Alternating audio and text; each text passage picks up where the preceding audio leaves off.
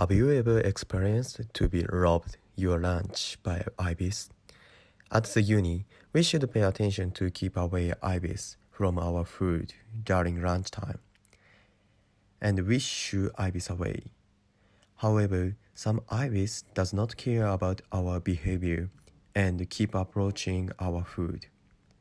It is much stressful, but hurting them is illegal. YouTuber's Hand is a shooter game in which the objective is to shoot moving targets in mid-flight on the projector screen.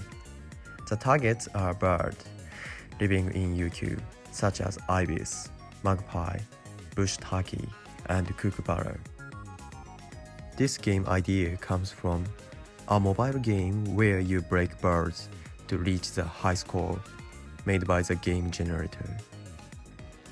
On the projector screen, there is a main game window. On the main window, there are birds, which are the targets in this game.